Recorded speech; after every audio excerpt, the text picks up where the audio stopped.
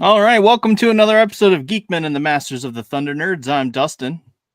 I'm Derry. Bumira. Oh, Oh, you're fine. Bumira. And welcome back, Derry. How's it going, man? Woo! What up, mother truckers? Long side quest, but glad to be back. Yeah. We already got some comments. Hey, RPJ. How's it going? And Madness. Hey, yeah, Derry's back. Yeah, before we came on, I was over here talking up our Thursday escapades, and I was like, "Hey, man, you should come on and play your little crackhead guy or whatever." Well, I mean, you know I love role playing, so exactly. Old China, he likes to get into everything he can. Yeah, finger in every pie, so to speak. Well, I'm getting ready to unleash him on the D&D world in the next few weeks. So our game that we play up here in North Carolina, I'm getting ready to transition out of the character I've been playing for. That's been like 2.5 years. wow. And so we're gonna pull him out and insert China as a drug taking druid into the D&D universe. So Nice. he's a little hermit that does a lot of shrooms. Nice. Yeah, Pop says, yeah, we can get you into Slaughterville anytime, no problem. Well, I might take you guys up on that. Yeah. So anyway, for those that don't know, I am in a role-playing game, which I'm not experienced in at all, other than how I live life. So I can count on one hand the number of times I've even thought or done anything in this realm. And that's like even like visits like per episode. So like there was one time where I was in there's a fantasy dark Heresy. dark elf. What was it? Dark Heresy. Yeah, Dark Heresy. We did a campaign with our buddy, and I guess we ended up creating too strong of a character and ended up like killing the main bad guy on the first night or second night. And so he just stopped. He's like, yeah, no, never mind. And we never got to pick it back up. And we're like, come on, just keep him alive. There's thousands of ways to have them be alive still. And he sort of lost his steam after that. So then I'm also doing in a D&D quest, but I think I managed to sit down for 1 or 2 sessions at best, and even then it's like I have a character, but we haven't played like at all. Yeah. It's one of those I'll things. tell you what. So back in, I don't know, it was last summer, the guy who DM'd our group, he had to take some time off. So they wanted me to like stand in for him and DM. And so what we did was we transported the other 3 guys' characters to the world that I wrote for my book, because I wrote a book during COVID, fantasy novel, and we did a little quest there for like 4 or 5 sessions. And I'll tell you what, man, DMing, trying to keep track of everything, like a lot of it's off the fly, like off the cuff. So it's very forgiving because you can just kind of make it up as you go. But dude, like managing the combat and stuff, like it was so like tedious because I would want to throw a hard fight at him, but then I'd be scared that all of a sudden, like I threw too hard of a fight at him. But there's all these tricks behind the scene to help you buff and debuff the enemies that they're going for. Yeah. You know, stuff like that. You can change the story a little bit, but dude, I'll tell you what, I was stressed out, like planning all that out and everything. I mean, hey, Mom. Oh, Pam. So glad to see you, Mom. But yeah, there's a lot to it, and I mean, there's certain people I could see like wanting to do it, but then biting off more than they can chew. Because I mean, you can be a great storyteller, but if you can't manage all the pieces, right, which is exactly why I haven't ever stepped into that. Yeah, it's yeah. I prefer to be a player. Yeah, you prefer to be the one causing monkey wrenches. Oh yeah, yep. You know? Yeah. So let's see. I just wanted to catch up on a couple of comments. There's a yeah, so he Pops is the midnight stoner of Slaughterville. Ah, that's right. And oh no, he says midnight toker. But whatever. And then yeah, so we already have taken our GM somewhere we never thought he would go, only 2 episodes in. So yeah, I know I borrowed Dante's bone saw and chopped a dude's arm off and then threw the bloody bony meat over to divert a wolf and so that way we could escape. So that was fun, but you know, sometimes you just gotta do that. Yep. Throw that arm as far as you can. And yeah, Mom says, Derry, it's nice to see you back.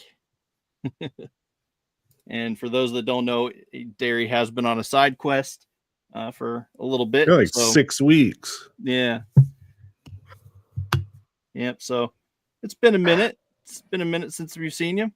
But yeah, we were just catching up backstage talking about you know, what you've been into and stuff like that. So, and it sounds like you're on another RPG type game. What was it? Oh yeah. Kingdom Come Deliverance 2. Yeah. So I can't believe I've never heard of the first one. Well, I'd heard of it. I'd seen it on Steam, but I can't believe I'd never heard how good it was. And I mean, I started playing this game. Basically, I was telling them it's set in medieval, like Eastern Europe. So Czech Republic, Hungary, it's about a lot of the nations there. And it's very grounded in reality. So it's not your sword and sorcery type game. It is based on true medieval life and medieval warfare. So like, it's got a really cool like sword fighting system in it that's very unique. Not something that you usually just see on RPGs where you just swing your blade in front of you. Like you can attack from different directions based off how you have, like, I guess on controller it would be the stick, but I play it on PC, so I'm on mouse and keyboard. Wherever you have the kind of the cursor pointed that way, you'll either attack from the left, the right, top, or the bottom. So that's really unique. But I mean, you can play it 1,000 different ways. The story's very fluid. It builds. So I was telling Eric Bertram this the other day. Like, there was one mission I couldn't get past, and I kept failing it. Every time I try to like do it, I would fail it, and I would get caught by the guards. Well, so I put it aside and I started trying other missions. Well, as soon as I got to like another mission, like let's just say a day later, I'm trying another mission. It took me to the point where I could get the keys I needed to finish the other mission. Like, you've got to be very creative and like how you attack stuff and what order you do things in and the order that you talk to people in. And yeah, it's so cool. And there can be very big differences in your storyline, because I've started 4 different playthroughs just to see in like the first 2 hours how many different ways I could get stuff to go. And it's little conversations, little ways you respond can create big differences in like the storyline, but it still shoehorns you into big events just to keep the overall story online. But how you get from point A to point B can change drastically depending on how you treat people. Like, are you getting caught doing crimes? Are you, pissing people off? Are you stealing from, like, all that? Like, it's crazy. Yeah. Hmm. Jeez. It's That sounds tedious. Skyrim on cocaine and heroin, drunk out of its mind. That's what it is. Wow. Yeah, I know. I know Pumira got caught on Skyrim. This is back in the day when I used to go and have like a Magic the Gathering league that I used to run or co-run rather, and so it normally took like 3, 4, maybe 5 hours. So I sat down. I was like, all right, well, I'm gonna go, and I took off, and I get home, and April's like, what'd you forget? Nothing. Like I've been gone for 5 hours. Like she's just like, what? Huh? Yeah. Good game. Well, I would say before this game, Skyrim was probably the definition of an RPG, of one that was really well done. On PC, the mods that you could get for it were like insane. Like all the stuff that they did with that game through modding and everything. But this one, like, if you like Skyrim, it doesn't have the fantasy element, but it's got everything else. They could take this same model and make a fantasy game, and it would just sell like crazy. But this one, to me, it's probably, a lot of people are saying game of the year contender, but I would probably put this game in at least my top 5 RPGs I've ever played. Wow. And I've played a shit ton of them. Yeah. Yeah, I bet you have. Yeah. Speaking of Magic the Gathering, you brought that up. While I was in Indiana, we went to a game store. Well, actually, Eric Bertram went to the game store, and then he sent me a picture. And Magic the Gathering had like one of those packs that's a full deck. Yeah. That from that Bloomborough. Yeah. That's all raccoon based. Yeah. I have it. Yeah, I bought that deck while I was there because I wanted a raccoon focused deck, Red, which I got it sitting on my shenanigans. Yeah, but I thought that stuff's cool. Like if you want kids to get more into Magic the Gathering and some of that stuff, they don't want to play Spider deck or anything crazy like that scares the shit out of them. Those like anthropomorphic decks, or like they even had I think they had Star Wars ones. They had all kinds of different decks for different properties. I can't remember all of them, but it was crazy. Like I was like, damn, like you can have a Star Wars deck. Lord of the Rings. Yeah, Lord of the Rings was one of them. Doctor Who. Yeah, Doctor Who was one, and there was another one. Oh, they're coming out with Final Fantasy. Yeah. So, like, I thought that was pretty cool. Yeah, it's pretty crazy for sure. Of course, we were there because of Pokemon cards. His 2 daughters are into Pokemon, just getting into Pokemon cards. So, yeah, my kids are trying to do that too, and it's like, but why? I've been playing Magic since the beginning. Yeah. Use my knowledge. I beg of you. You know, like you could turn them into world champions. It's like, come on, please. Just why buy a whole nother set of Magic playing cards, like, or not Magic, but like Pokemon trading card games? Why do that when I have a wealth of cards? Like, overflowing.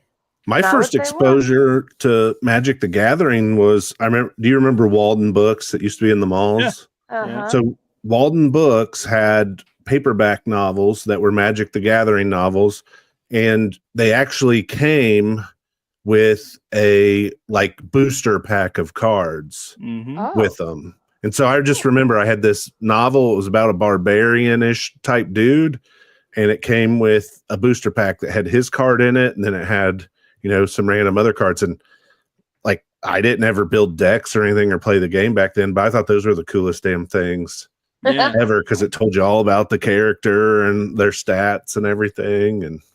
But Yeah. I mean, I love Pokemon. So I was like, I think I was in 7th grade, maybe 6th or 7th grade when Yeah. Game Boy Pokemon dropped.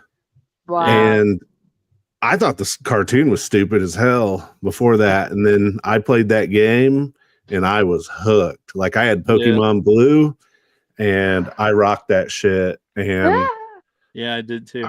it just like, then I started watching the cartoon and like, I loved Pokemon. So them getting into it's like huge for me because I'll feed that addiction.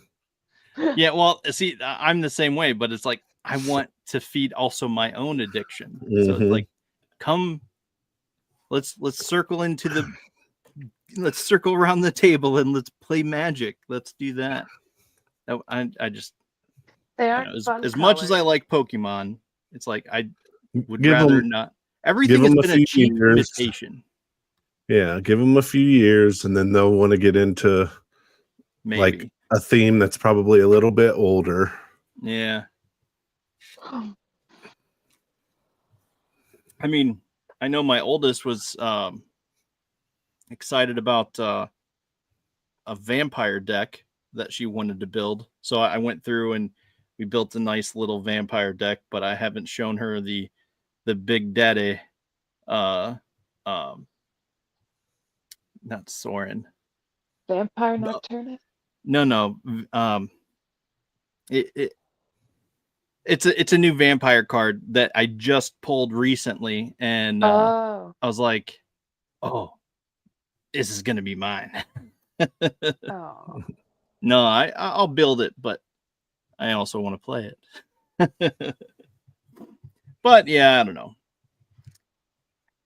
It is what it is. Hopefully, I'll be able to get them into it eventually. Yeah, you never know. I'll get them hooked. If not, then they're dead to me. No, I'm kidding. I'm kidding. Sometimes you just got to cut your losses. Right? I mean, I don't understand why parents don't do it more.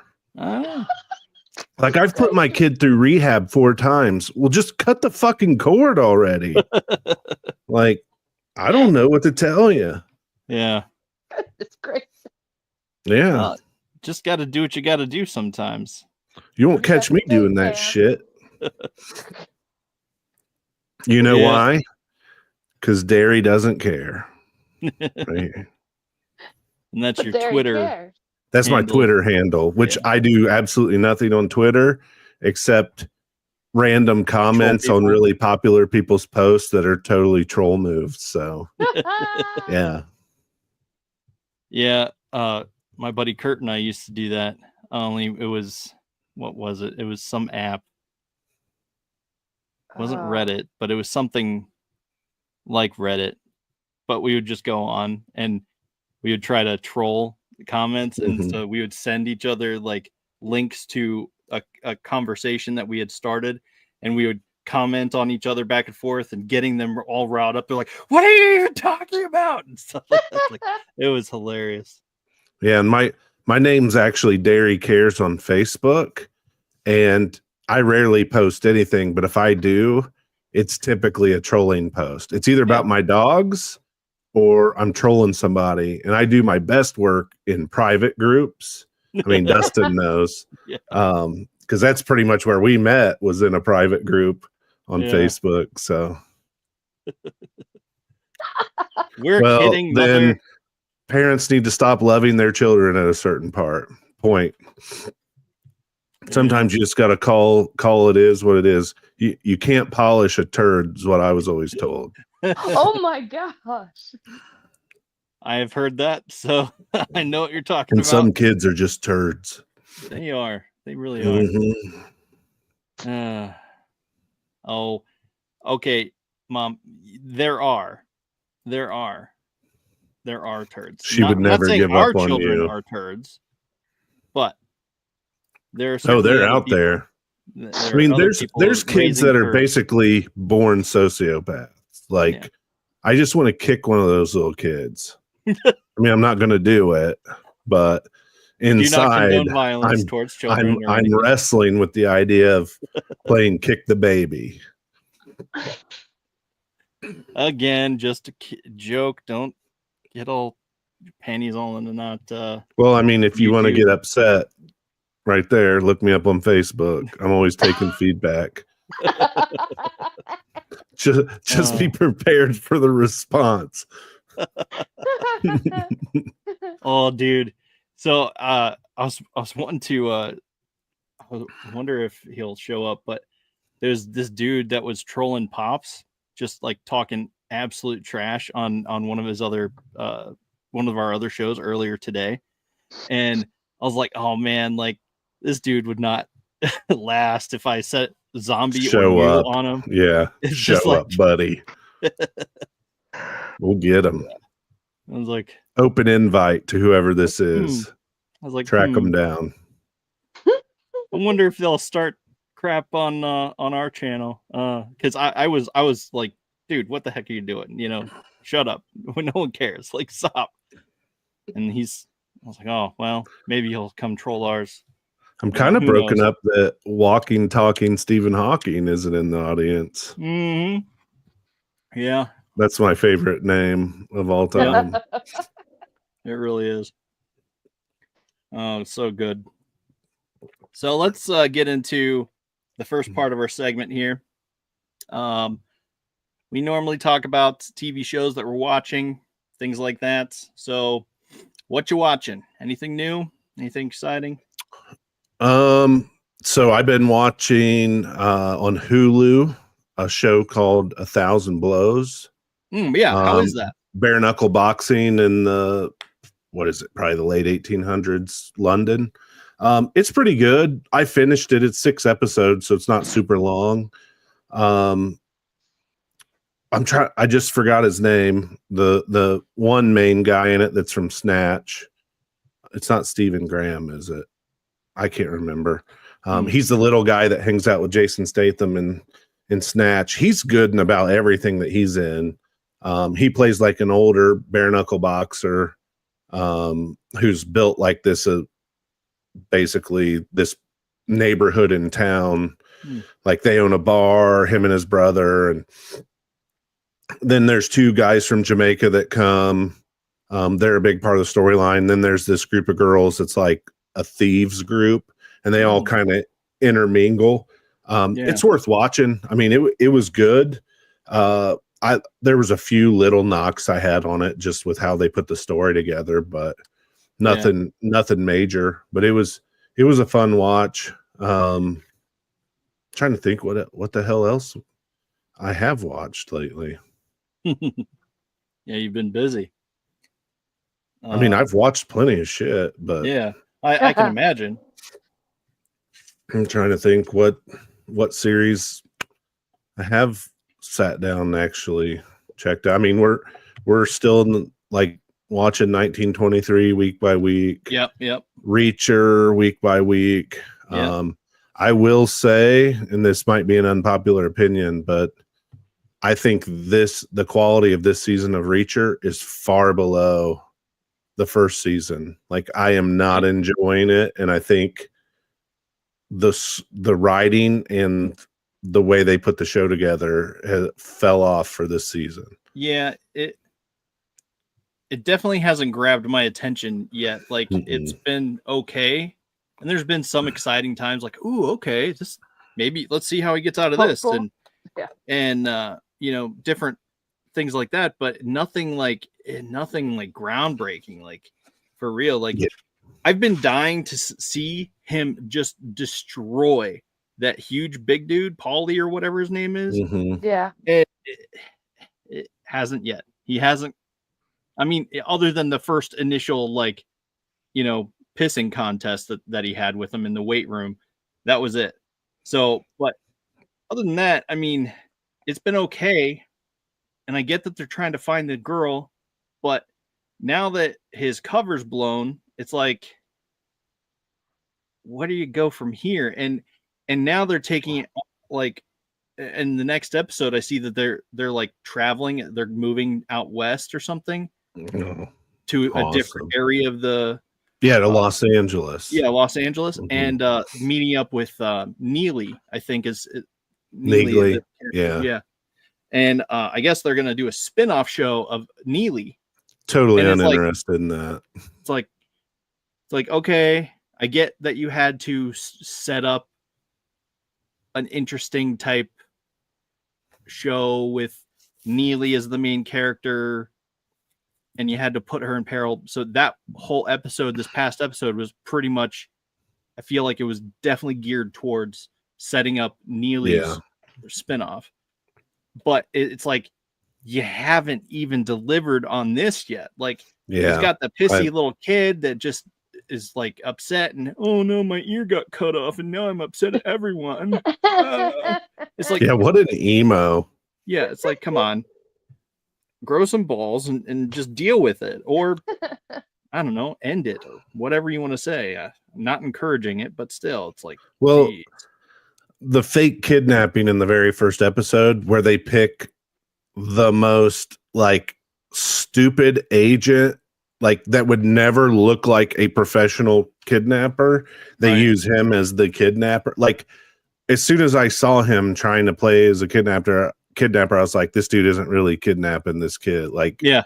This is a setup. My wife's like, no, that's not what's happening. And then they reveal it, and I'm like, yep, Told you. Yeah, 100%.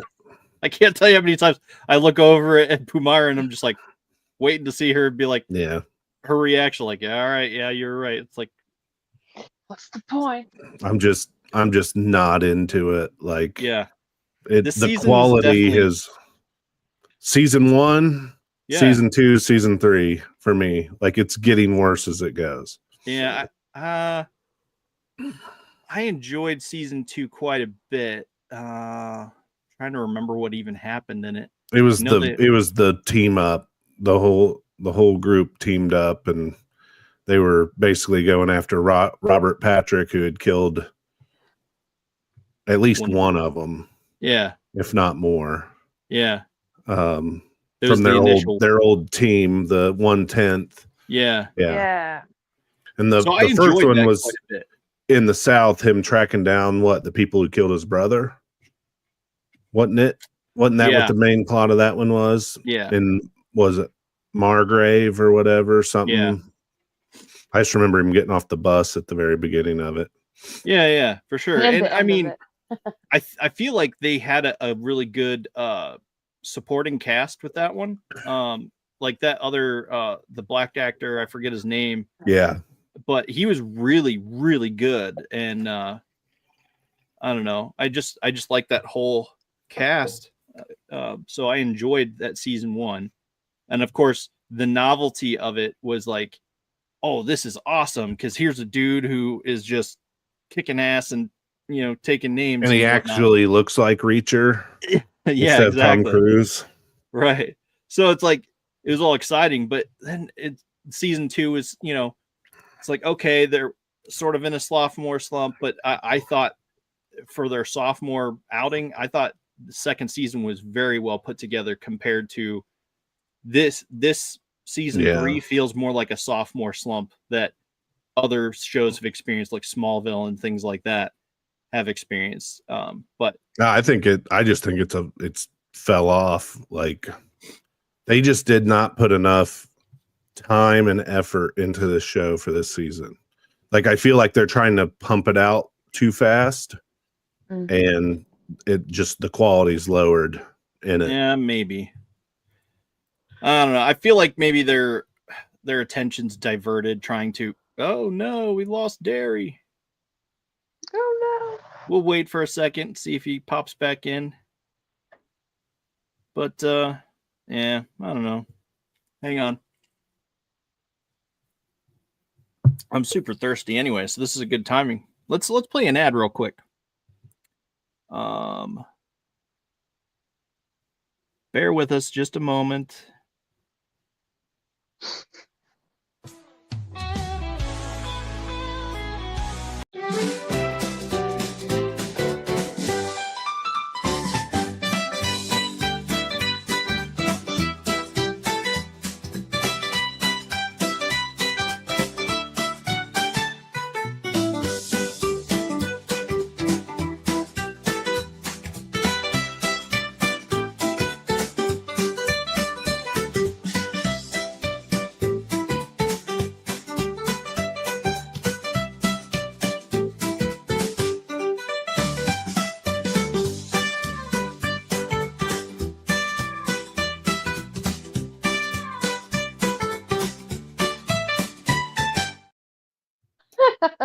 What All did I right. just walk back into?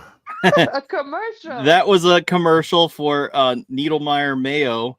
That can cause Killer addiction. Karen's she's the I guess daughter, heiress to the Needlemeyer Mayo Company, which all takes place inside Slaughterville. So that's the game I was telling you about earlier. So Like, what the hell? Like, and just a word to the wise, don't be clicking around on your screen stupidly, because I accidentally clicked a hyperlink and it took me completely off the page. So yeah.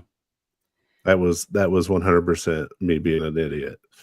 Well, I figured, I was like, oh man, I wonder if he lost internet or if he just No, accidentally clicked out of it. I'm like, well, let's see if he makes it back in. So we'll play a quick ad and then you're there. So it's like that thing where people like, you know, tap a pencil, or they like their leg sits there and goes up and down. Like, I have this really bad habit of clicking my mouse. yeah. And my cursor was moving as I was doing it, and it got up into my favorites bar. Oops. Oh. Yeah. At least it didn't broadcast your favorite Yeah. And at least in North Carolina, it couldn't be Pornhub either, because it's illegal here. Yeah, that's right. I forgot you were saying that. That's unfortunate. Yeah. So you probably have a VPN set up to get around that. bounces me all over the planet. Right. Yeah, I don't know. But yeah, I'm in Jakarta. I can get on Pornhub. Yeah, I don't know. But so anyway, I was saying that I feel like we're so focused on pumping up Neely's show that it's trailed off, because they're focused on that goal and not telling a good comprehensive story. She's a side character. Keep her a side character. Like, she's not a main character in the book. Like, we don't need a series about a side character that now you're going to try to blow up and expand into a main character. Just write a new main character. It has nothing to do with the Jack Reacher universe. This is one of the areas where I think TV and even movies go wrong, is they want to take a somewhat uninteresting character and try to build them out much bigger and make them interesting. And it's like, just create a new character from scratch, damn it. Yeah. Like, stop doing that. Yeah. That way you actually have time to flesh something out. Like, I mean, Neely's interesting enough, but mainly is only a sidekick to Reacher, you know? Like, yeah. It's like, okay, cool. Like, the only thing that she can really serve is, you know, like layups to Reacher as he dunks them. You know what I mean? I don't know. It's the same reason nobody is ever clamoring for a Robin movie. Why would I want to go sit through a movie about Robin? I want Batman. Like, I don't want fucking Robin. Like, get that shit out of here. I only want to see Robin if Batman's in it. Right. You try to sell me a Robin movie and I'll be like, nope. Even though it'll still be better than 80% of the MCU stuff. So yeah, I mean, I would definitely go see it. Well, mainly if it was like a Dick Grayson origin story that takes him start from Robin through his Nightwing era, where he's in independent Nightwing / you know, his own Batman in his own right, you know, of Bloodhaven. But Nightwing's still an ancillary character. Nightwing he couldn't hold an entire property himself. Have you seen Titans? And he's not holding it by himself. Well, he has to have a whole group of Titans with him. There's other characters, but I feel like he can't even hold it in Teen Titans Go. Like, in a children's cartoon, he can't even have his own show. I don't know about that, but I don't know. I'd be interested in Nightwing story, but that's me, and I'm just as a fan of Nightwing in general. But anyway, I digress. Let's get back to the core. We were talking about Reacher and how just TV shows in general. TV shows. That's really the biggest stuff Yeah, I mean, we've been watching the I same. can't think of any. I did watch. Okay. So I watched Day of the Jackal. Have you seen it? I watched the first 2 episodes. Okay. What did you think? Those first initial 2 episodes. I think it's a good concept and a fairly decent show. Mhm. I remember the Jackal movie from the 90s. Okay, so let me ask you: is it tied to that movie? What I understand, they're not tied together. They're 2 interpretations of the same material. Okay. So it is the only thing linked about it though is you have this assassin who can like basically assume any identity. Mm-hmm. Like Bruce Willis basically changed his identity constantly through the first movie, and Richard Gere was I think an ex-IRA guy that they were using to catch him. Mm. And I like that movie. I mean, you get to see Jack Black get maimed by a remote controlled machine gun. So, because he's holding out a pack of cigarettes for Bruce Willis to shoot, and he blows his fucking arm off. Like, Nice. that's an iconic scene to me. But the show, it really just didn't grab me out of the gate. Like, I like Eddie Redmayne. He's a little weird. Yeah. He kind of reminds me of a cyborg. And you're talking about the main character, yeah? Yeah, the guy that's from the Harry Potter, not Harry Potter, but the Fantastic Beasts. He plays Newt, Ginger Snatch or whatever in Fantastic Beasts. I don't know his real name is Newt Gingrich, probably. Yeah, no, I get you. I'm following you. But it didn't capture me, so I really haven't went back and watched it. The same thing happened with Cross on Amazon. I used to be a big Alex Cross fan, read a lot of the books, and I think Cross was okay. I watched it all the way through and I enjoyed it. What's that guy's name? Aldous Hodge. Yeah, Hodge. He just doesn't grab me as what main character, yeah, as what Cross was in the books, and neither did Morgan Freeman in the movies, and neither did Tyler Perry when he played him in the movies. Like, they just haven't got that casting right, in my opinion. No, I would agree, but I don't know. I don't know. It's weird talking about Cross. That was an okay show. It was decent enough for me to continue watching. But the Jackal, Day of the Jackal, the thing I liked most about it was when and they unfortunately showed it even in the preview. He had this rifle and he tied it up in this rope against a tree and used it to like tick in his measurements. Yeah, he steadied the gun. Yeah. So yeah. And that way he was ready for the assassination or whatever. And it was just like, I thought that was interesting. And there wasn't the typical side character where he's like, his spotter or whatever. He was doing all of that in his head and managing all that in his head, and he did the job. Yeah. So it's like, I thought that was interesting. I thought there was a lot of unnecessary drama with the side characters, and it's like, it would have been better if it had been more like, I don't know. Well, and that's what I think the movie got right about that story is basically it follows Bruce Willis as the bad guy and Richard Gere as Declan. Yeah. I think his name's Declan, the good guy. Yeah. And it just follows them linearly just switching off from point of view. And I think it did a really good job where I could tell in the first 2 episodes of that show, like it was kind of all over the map. Yeah. And unfortunately, for whatever her name is, cannot think of her name. The girl who was in Kenobi series. I don't know. Unfortunately for her, I don't think it definitely didn't do her justice for the effort she put into the role. Mm-hmm. But yeah, I don't know.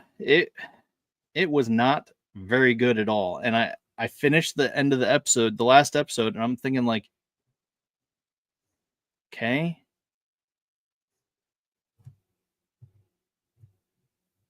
What is there going to be another series? Like, what is this? Like, it just left it.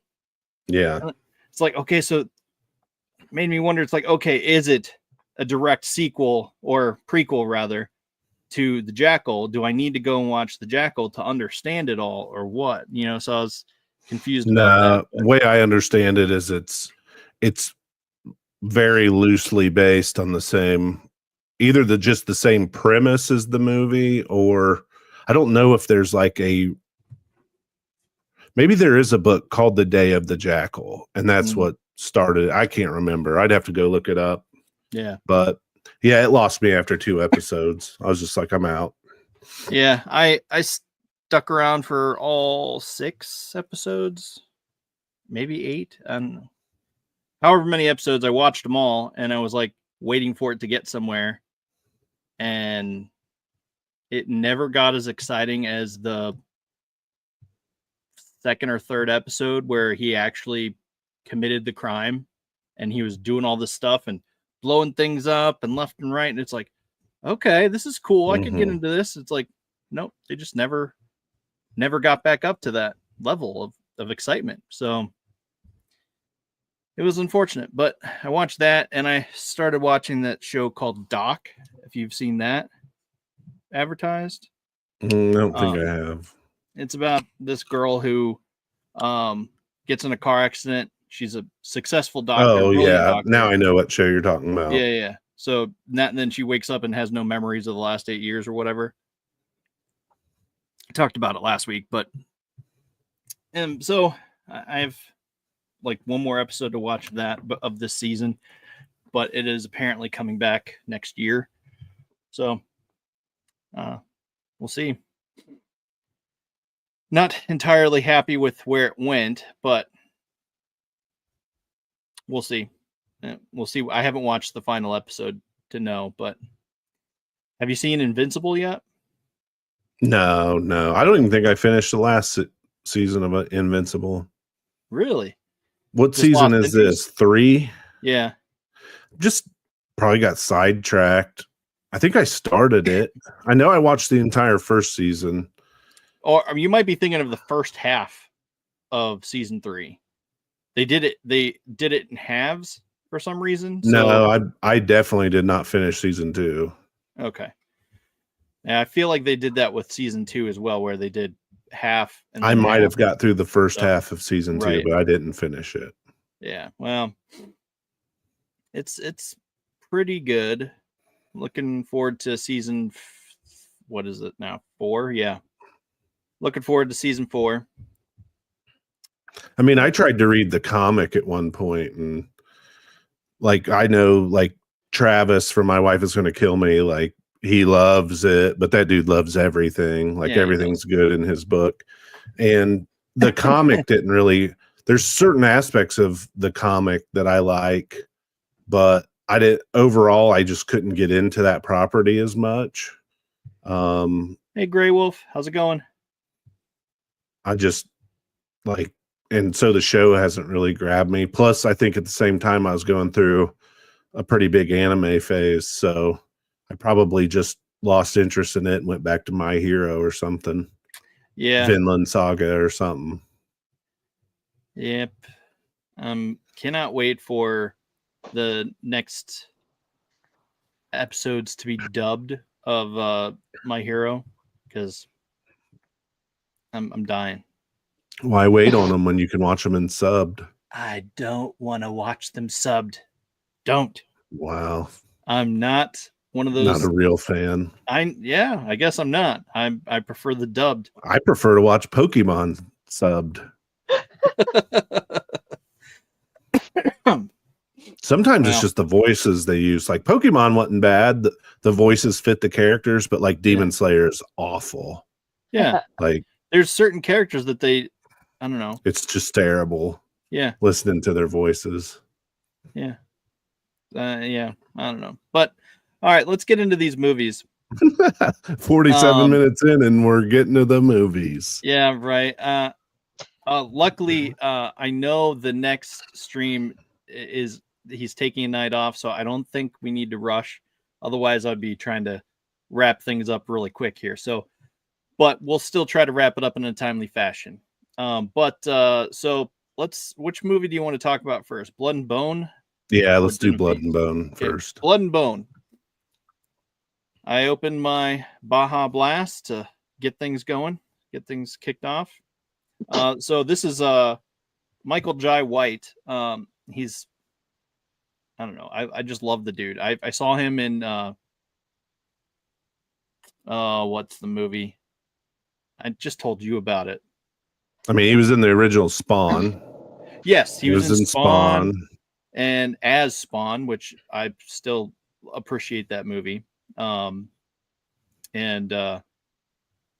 he was also in another boxing movie. Yeah, it's a boxing movie. Or There's fighting.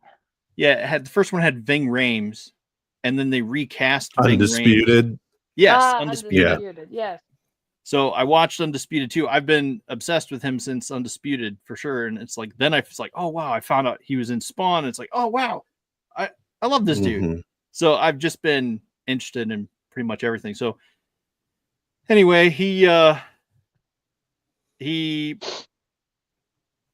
starts out, the dude's in prison, and he makes a promise to his cellmate, and then when he gets out, he goes to rent an apartment at this place, and they're just like, oh hey, yeah, no trouble, no girls, no drugs, no guns, stuff like that, normal stuff. But then he starts boxing on the streets, like street fighting and stuff. And I almost forgot, Kimbo Slice was in this. Yeah, movie. I was going to say that. That's yeah, so awesome. For anybody who was into like extreme fighting in the early days. Yeah, like the ultimate street fighter, Kimbo Slice. Yeah, dude who punched a dude's eye out of his face. Like, that was so awesome. That was awesome. It was. And Lou Dog got sick watching it. He's just like, ooh, got turned all green and had to run in the kitchen to get away from it. It was funny, but yeah, it was just a awesome fight. But so I was a fan of Kimbo Slice's career too. So what little there was, I actually tuned in and watched that the UFC event, the champion, whatever it was called, when they're in the house and had to fight and Ultimate Fighter. Yeah, Ultimate Fighter. So I actually watched the season with him in it, and so that was fun. But yeah, anyway, gets out of prison. Yeah, gets out of prison. And I mean, starts street fighting. Yeah. Gets in trouble with some bad guy. I mean, it's your quintessential, like story, kind of redemption-esque story. Yeah, and it's like, put me up against anyone, and I'll take him out. Sure enough, he does. And then he starts making a name for himself, making a little money. A little. Okay, well, there was a lot of money, but still. Yeah. A little going into his pockets, anyway. It was mostly going to his, I don't know, the 20% to his Rufio. Agent. Yeah. Well, The 'Cause little he- promoter guy. Yeah, he Yeah. didn't obviously care about that. I was just excited to see that it was Rufio from Hook. Like Yes, that's what who it that was. guy Wow. is. The I thought little it was Teenage Mutant Ninja Turtles. no, that's Ernie Reyes Jr. This is what is his name? Hook. Dante Bosco. Yeah, he was Rufio in Hook. I wondered why you were saying that. You were like, "Oh, a Ninja Turtle guy," and I'm like, "No, He looked like what are you he was talking about?" I'm Yeah, like, she's talking about the dude from Surf Ninjas. like another movie I haven't seen. Yeah, me either. What the? Right. Seriously? Did you Surf even have a Ninjas? childhood at this point? It was all Yeah. Star Wars. But you've seen Turtles, 3 and ninjas, right? Oh yeah, definitely. Yeah. Okay, yeah. Surf Ninjas was good too, like Ernie Reyes Jr. and Rob Schneider. Yeah, you That's can't probably go why I wrong. didn't see it. I know. I don't. For some reason, I didn't really like Rob Schneider. Oh Jesus, get out of here! You're done. You're And I know my Pittmeyer and mom I'll probably finish up. done. So But okay, so let's. What else is important about this movie that you want to touch on? well, it has the Bring it. guy from Chicago Fire, the chief, Okay. which is Eamon Walker, and I didn't realize it was him till I heard him talk. So the bad guy is he's the chief from Chicago Fire. I'm like, Hmm. what the hell? He looks a lot younger there, but Yeah. it's just kind of your cookie cutter type was. movie. I mean, there's been plenty of them out there of the same archetype. Right. Pick any movie like Bloodsport. Like Yeah, it all follows anything the like same that. basic formula for the most part. You've seen one, you've seen them all, but this one had a little bit of a, I don't know, maybe a twist. That the people he went to rent an apartment from was his cellmate's son was in the house in foster care and staying with this lady in foster care, and they didn't know he knew him. So, and then keeps making eyes at this girl who's like the head guy's mean squeeze, and it's like you're just asking to get your balls busted here, bud. Like what you doing? And he just keeps making eyes at this lady, and come to find out that's his wife, his cellmate's wife, and he made a promise to that dude that he would take care of his wife and kid. So that was like the main, I don't know, it was sort of kind of a twist, but I mean, you saw it coming if you knew anything about movies, but I did. What? You didn't see it coming? Yes, no. I did. All right. Let's just dive into this movie here. How are we rating it? 4. Oh, wow. Okay. So, I mean, if you've ever watched anything Michael J. White, it's pretty close to. I mean, Epic. he typically follows it fighting movies. I mean, you're not going to get serious drama out of him, any of that. So, I do think that this movie, and this is something that I struggle a little bit watching these movies. So this movie felt dated. Yes, and I've always wondered, like, why do some movies seem dated and some don't? Well, movies that don't seem dated are usually include a lot of generic stuff that like isn't specific to a time period. Like they don't include a lot of technology. They don't include a lot of brands or like really popular, crazy looking clothing from that era. Yeah. And so they stand the test of time. This one, I kind of got that dated feel from it, but I mean, it's low budget. So this movie only had a $3.7 million budget. Yeah. you could tell with like the audio and yeah. it was a little weak, But for what they spent on it, I think they did actually a really good job putting together a formulaic fighting movie. And Michael J. White, like, this is his bread and butter. He's always going to be able to carry a fighting movie. He is a little one-dimensional with not ever showing much emotion or anything. Like, he always just plays like the stoic badass. yeah. So, I mean, with what they had, I think it's a good movie. I would probably say it's a 3. It's worth just watching. Yeah. You'll be entertained. It is a little dated, so it feels kind of like kids nowadays probably would watch it and find it funny because of the way some of the shit's going down in the movie. But if you're like from our generation, 2009, that's how shit went. Like Tap Out was huge at the time. All UFC was blowing up. Like this was just something that I think our generation would enjoy a lot more than like a younger generation would. Yeah, that's fair. That's fair. So you said a 3. I will say I would probably say that's fair too. I would go 3, maybe.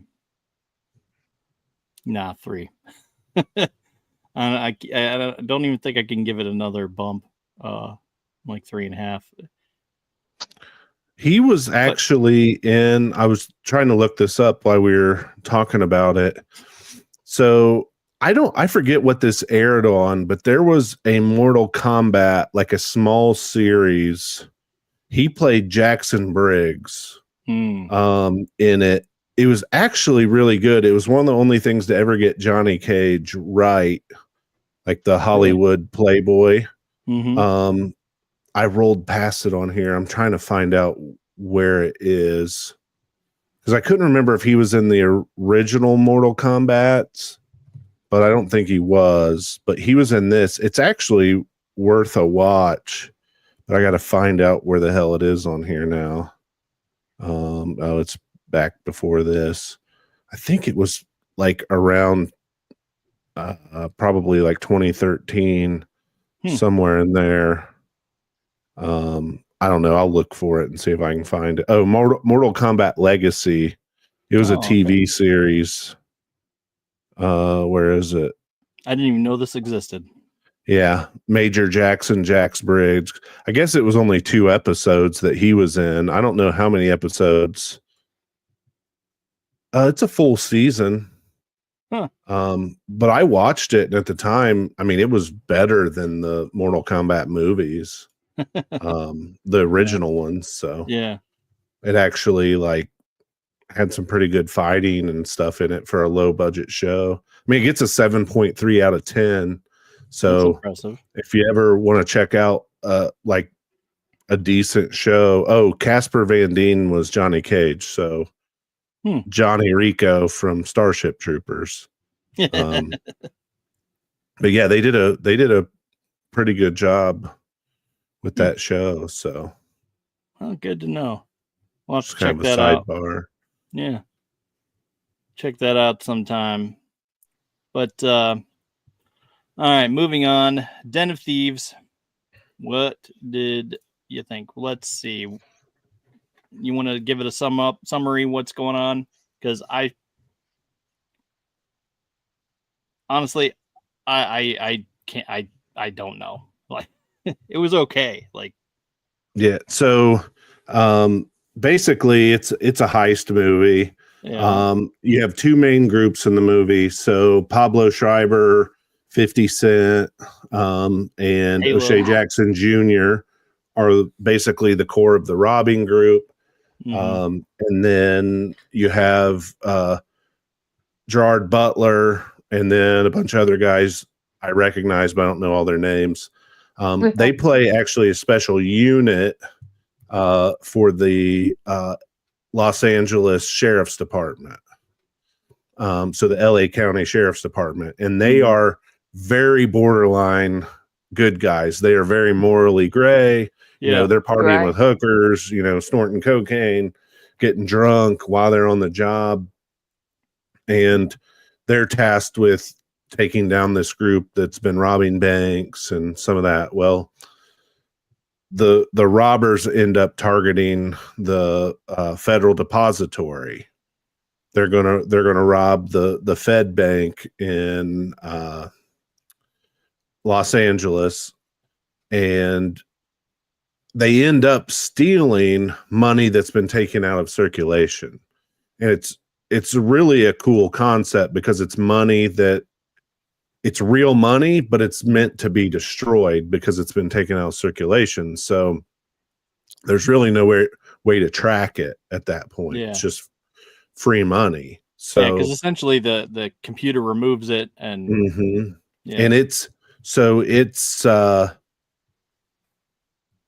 kind of a different type heist movie, how they pull off the heist, and then it's cat and mouse with the sheriffs trying to catch these guys. I went and saw this in the theater when it came out 2018. Wow. I actually have always really liked this movie. I like that the good guys are on that borderline of, are they really good guys or not? I think Gerard Butler's Big Nick character is like so cool. I love the scene where he points to his tattoo and it says, "That means I'm in a gang." Yeah. Because the cops are the biggest gang of them all. Right. And just like him trying to catch these guys, and the shootout scene at the end of the movie when they're on that road and Pablo Schreiber pulls out the squad automatic weapon, the big light machine gun, and just starts firing through cars.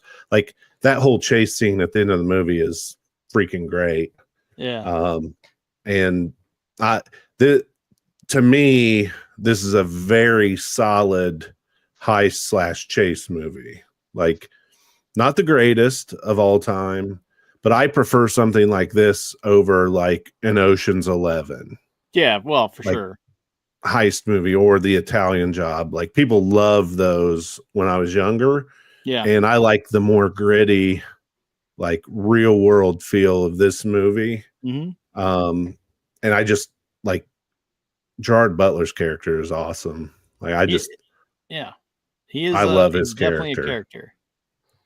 And like Pablo Schreiber, I thought he was good. I never knew he was Liev Schreiber's brother until I went and saw this movie. Yeah. Never put two and two together. Well, he was also Halo in the Halo Paramount series. Yeah, which you see his face, which is dog shit, but whatever. Well, I still loved that show. I know Pumara did too, or at least she said she did. Yeah, I do. But go watch Forward into Dawn on YouTube. You'll find a real Halo series with that. Yeah. I'm not gonna disagree that they probably shouldn't have shown his face. I honestly feel like they could have. All these people that want to be able to show their faces and be recognized, like you know what you were hired for, right? You're hired for a faceless. You're a voice actor. Hero. So just shut the fuck up and be a voice actor. Right. They're hiring you for your voice. Yeah. They could have got a nobody to play Master Chief, fed their voice through like digital software, and like it would come out like, get the person who did the fucking game voice. Right. Yeah. Like the iconic Master Chief. Don't show his face. Just that be his, like, get that voice actor. It's like they went and got Peter Cullen or whatever his name is for Optimus Prime. The guy who played Optimus Prime in the cartoons. They did that 100% right. Yeah, agreed. They tried to get Frank Welker for Megatron, but I don't know if Megatron, like in that serious of a movie, could come across as well with Frank Welker's voice. Yeah, well, like from a nostalgia perspective, I would love to have him in it, but I just don't know, like, if that would work. So you got to think about. Let's see. you have to think about Skeletor. And that's what my mind goes to first, because he was a Skeletor in the 80s movie. Do you think that voice, that performance could translate into Megatron? I don't really see it. But I don't know. I still like what I don't think you could use Skeletor for live action movie. Like that voice, you couldn't use it in a live action movie and take it seriously. No. Like Right. it was meant to be goofy because it was supposed to be a little bit spooky for kids, but once you get into putting in a non-animated full-length feature film, no. King Randall, you royal boob. Yeah, no way. Okay. No. Yeah, you'd like what they used. What Frank Langella as Skeletor in the first movie, or in the Dolph Lundgren movie. Like you got to go with somebody like iconic or something like that. But okay, so checking in with the comments. Let's see. One person says he hasn't seen Blood and Bone yet, and then RPJ says he gives it 4 stars. Michael J is very believable in fighting, acting in most movies he was fighting. Yeah. So, yeah. Well, I mean, he's a martial artist to the bone. Like he knows his shit. It's like watching Chuck Norris do martial arts. And like, in the old movies, or Bruce Lee, like they lived martial arts before they became actors. Yeah, versus people they were who actors that migrated, or they're martial artists that migrated to acting. Yep. So. And it comes across as more realistic than something that's just been choreographed with 2 actors. Yeah, I would agree with that. But yeah, I still say 3, but 3 stars for that. But so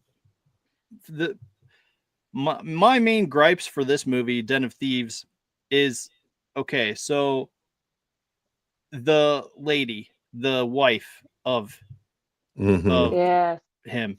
Okay, so she gets a text message. I didn't pause it to see what the text message said. I don't think they even showed it that close. She's just like, oh yeah, text message.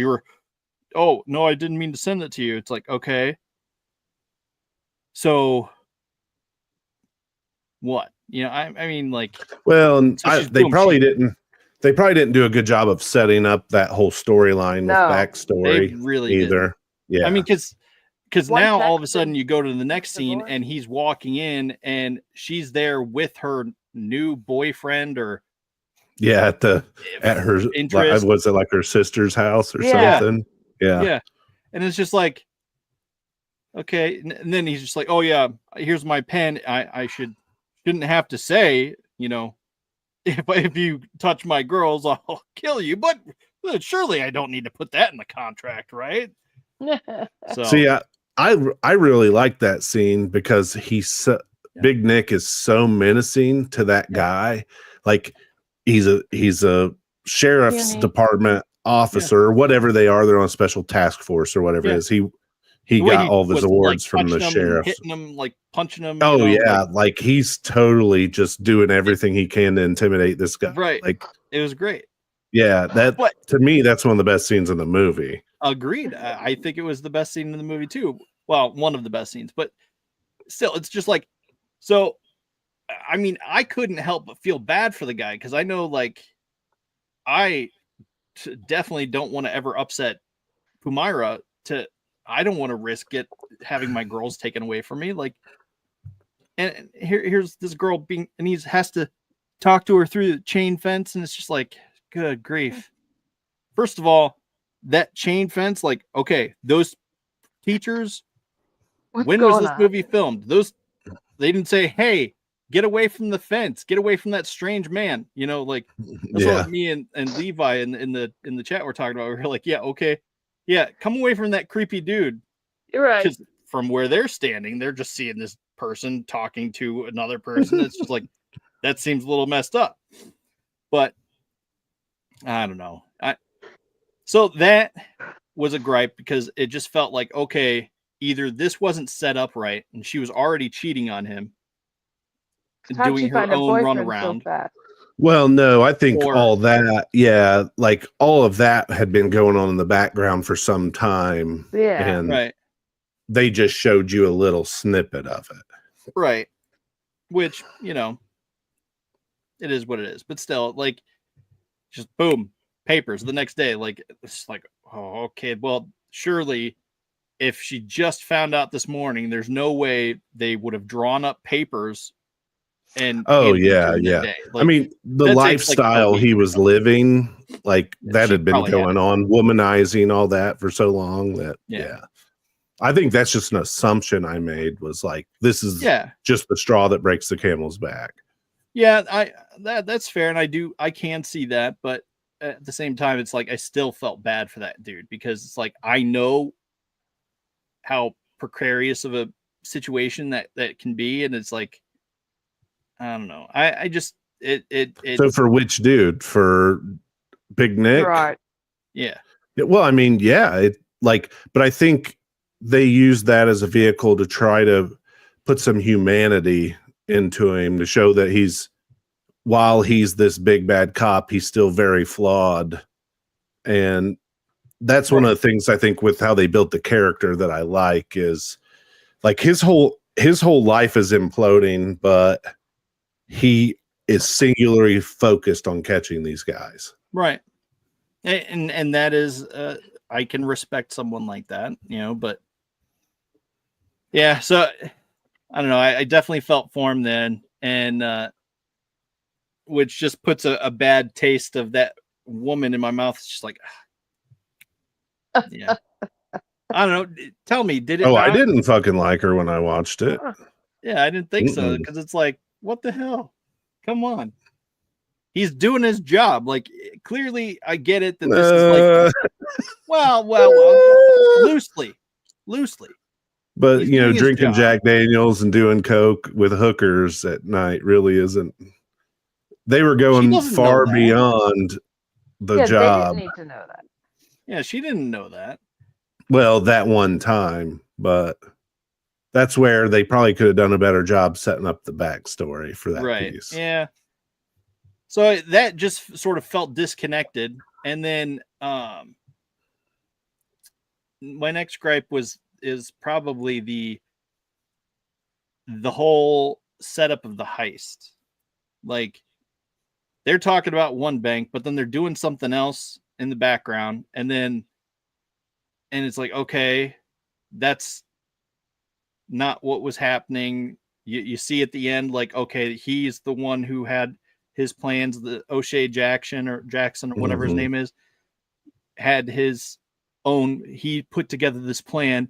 Shriver or Halo dude is just enacting it, and but he insisted it has to be my crew, my team. I call the shots, not you.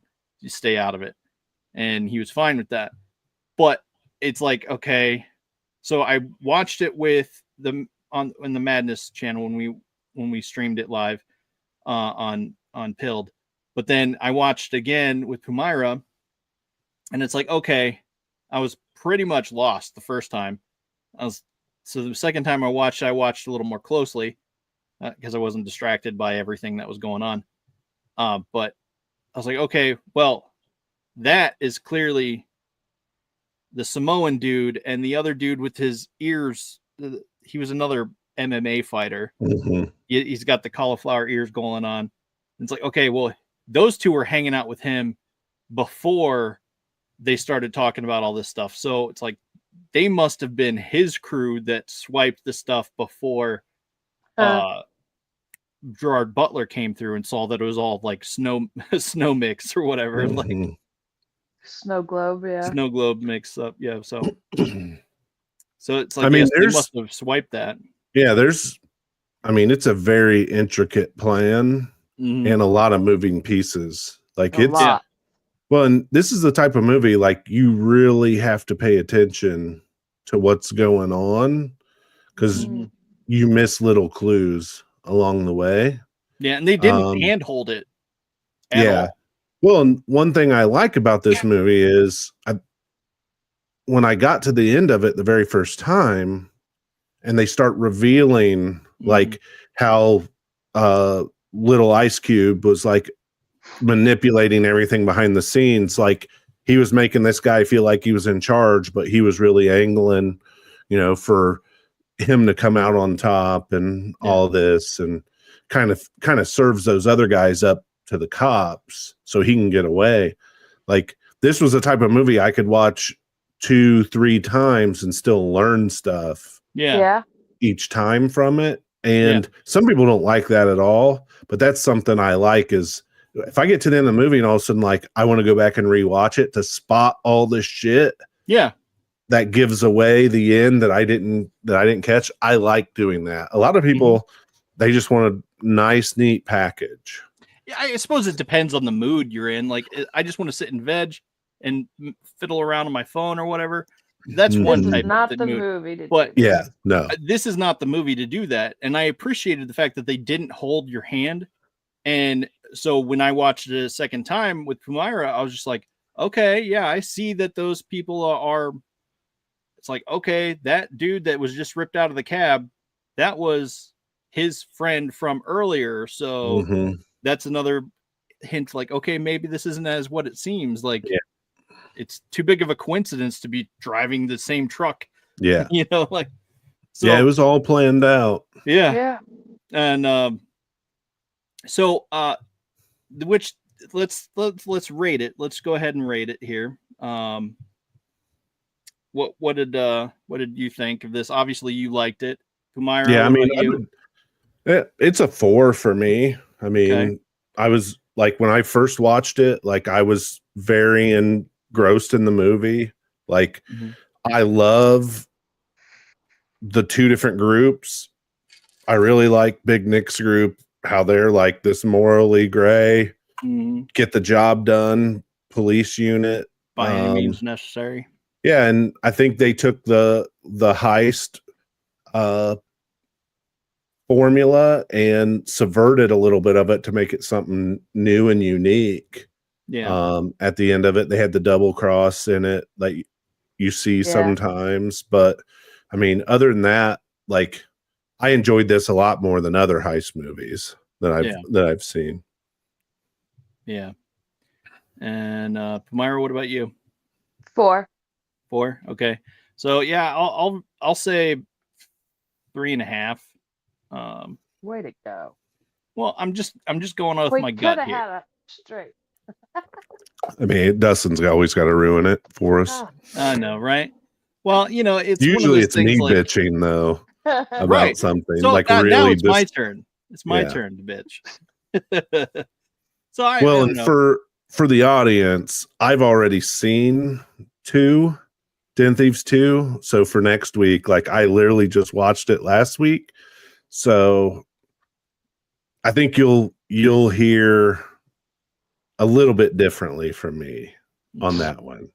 Not necessarily negative, but don't go into I told Dustin and Pumaira this before we started this episode. Don't go into Den of Thieves 2 expecting to see Den of Thieves 1. Like it's not going to be like The Fugitive and U.S. Marshals, where it's basically the same movie. Yeah, you're going to see 2 very different movies. I mean, you still got the same characters, so there's some of the same stuff, but the structure of the movie and what it's really about is completely different. Gotcha. Well, so Road Pig John says 4.5 for me, Den of Thieves. And Madness says we liked it. We want to watch part 2 next week, and that's right. And we will grant you your wish. For next week, we are going to be watching Den of Thieves 2 and Brightburn, which is a movie. I'm so stoked about Brightburn. Which is a movie for Derry, because he was like, I was like, oh, we should watch Brightburn, and we were talking about it. It's like, I'll wait for the show to watch it. It's like, all right. Yeah, I was like, I'm not going to watch it until. Yeah, I mean, thing you're on today. I've heard so much positivity. I don't know why I never watched it. So we'll see if it's true, if the hype is real.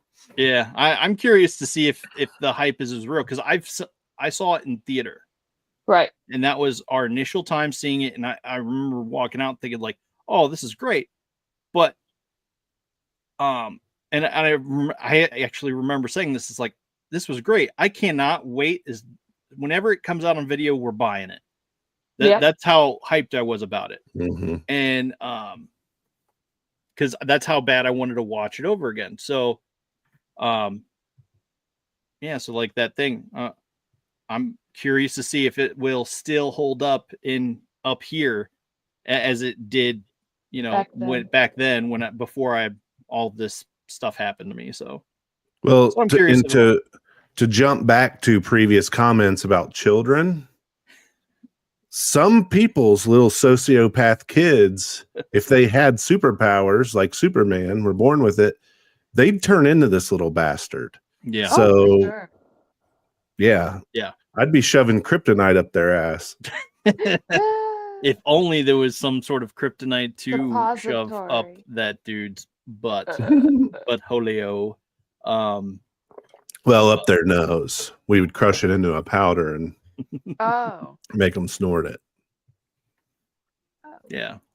Teaching that early. To my knowledge, get them started early.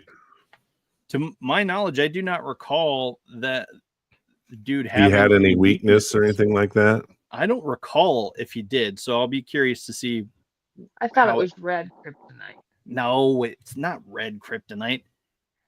No, you're thinking about Superman. Yes, Superman is one thing. I'm talking about Brightburn. Yes, green. Right. Green. I thought red was in Brightburn. No. Yeah. Okay, we'll see. We'll see. I have no comment because I have yet to see it. You're confusing the red that was associated with everything on every poster ever. Yeah, we'll see. But apparently, there are rumors of a Brightburn 2, so I'll be interested to see that. I like how those two posters actually color coordinate perfectly together. Yeah, right. That's awesome. That's actually how we pick movies. Is we look for posters that perfectly color coordinate. Right.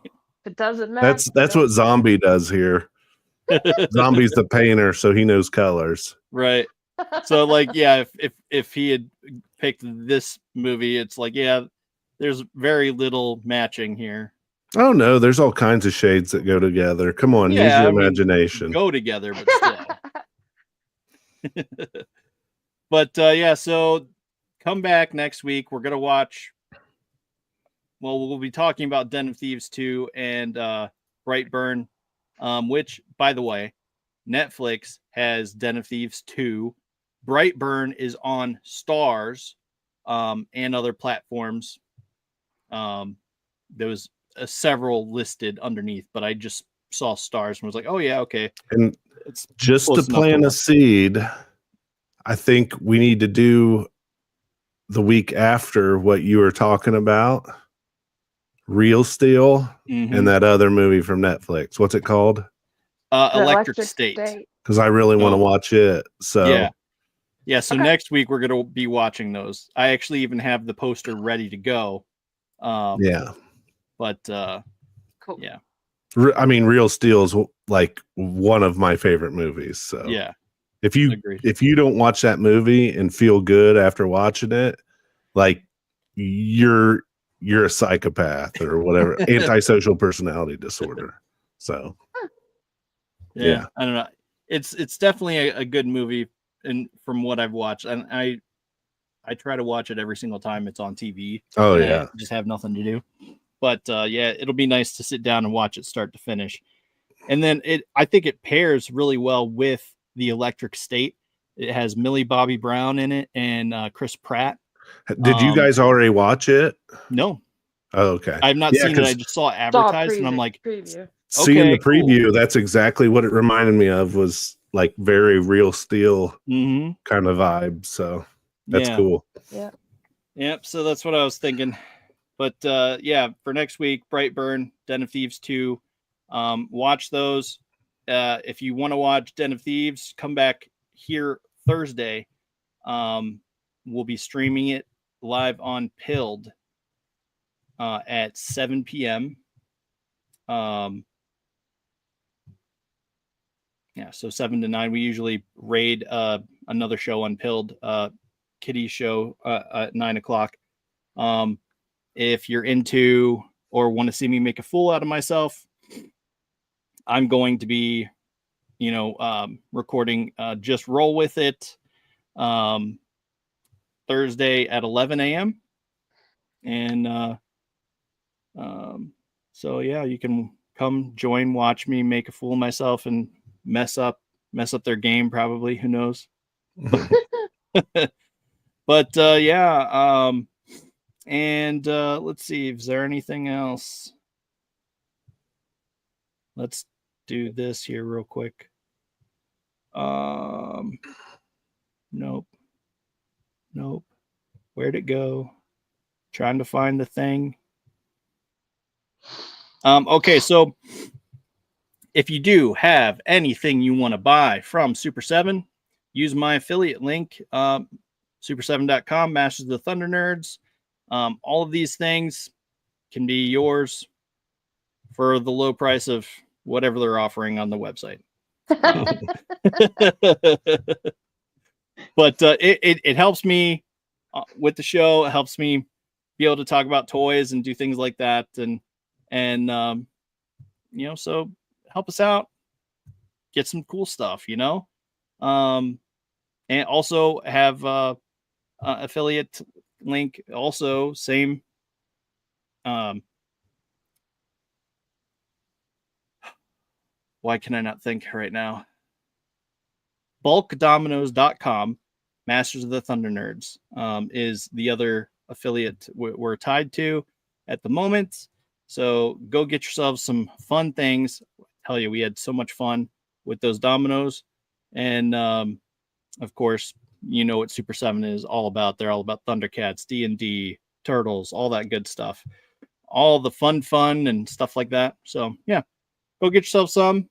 And until next time, well, actually, we'll say, do you want to talk about anything you're at? Where are you at, Derry?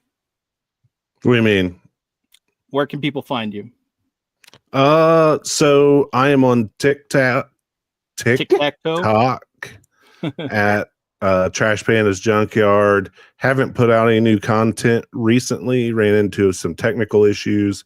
I am on Twitter at Derry Doesn't Care. I don't do a whole lot except troll people.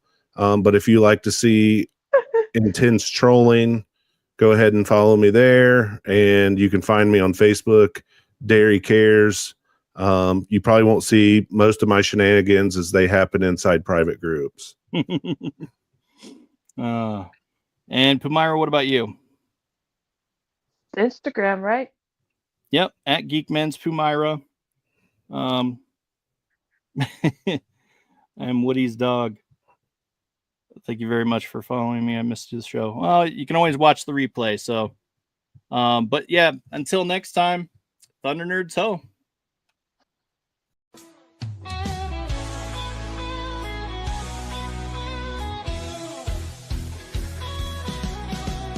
Click on the tube and feel the vibe.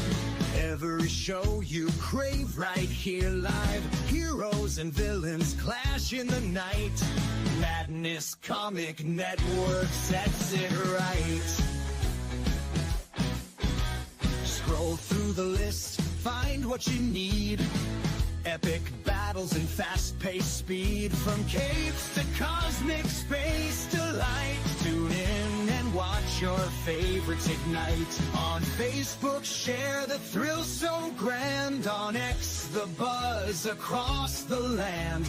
Madness Comic Network all around. In every episode, joy is found.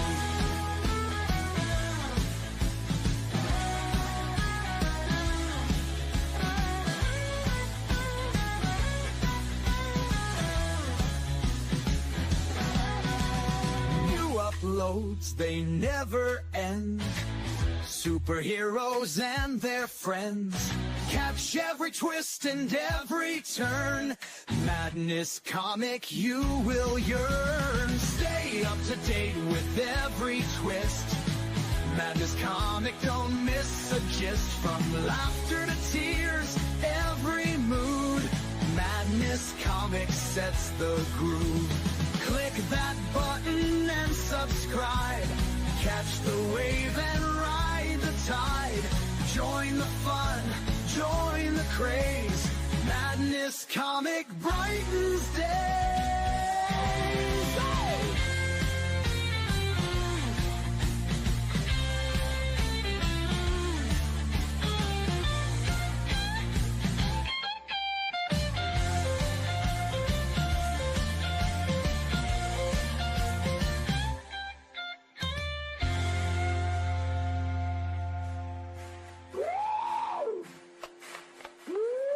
New uploads, they never end.